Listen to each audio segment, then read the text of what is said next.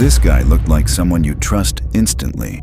Clean-cut, confident, the kind of dude you wouldn't think twice about helping. Girls felt safe around him. Some were even attracted to him, but behind that calm smile was one of the most dangerous killers in American history. This is the story of Ted Bundy, the man who proved that sometimes the scariest monsters don't look scary at all.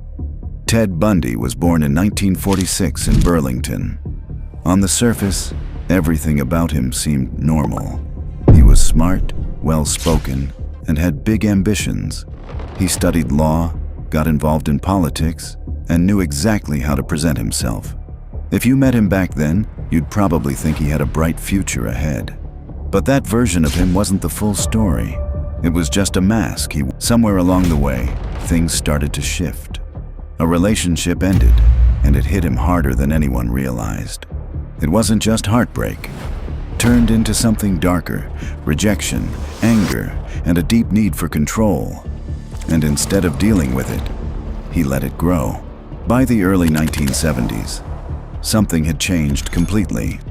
In places like Washington State and Oregon, young women started disappearing. College students, usually with long, dark hair. Witnesses kept describing the same kind of man. Polite, good-looking, and approachable. Bundy had figured out something terrifying. People trust what looks familiar.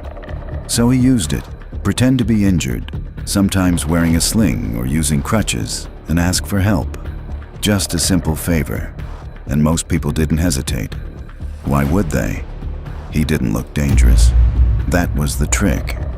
While all this was happening, Bundy kept living a normal life on the outside. He worked, socialized, and even volunteered on a suicide hotline, talking to people who were struggling and trying to save lives. Meanwhile, he was secretly taking them. That double life is what made him so hard to catch. In 1975, he was finally arrested. It seemed like it was over. But Bundy wasn't done. During his trial, he chose to represent himself. Calm, confident, almost like he was enjoying the attention.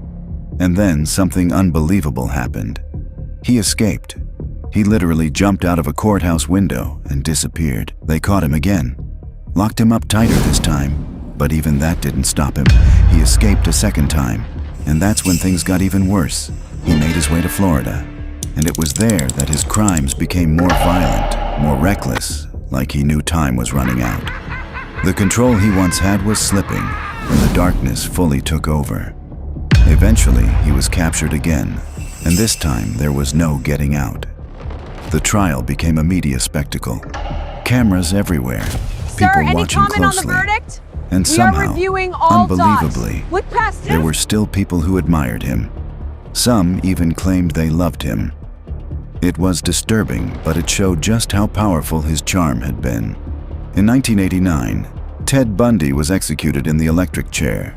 His story ended there, but the fear he left behind didn't. Because Bundy wasn't just a killer. He was a reminder.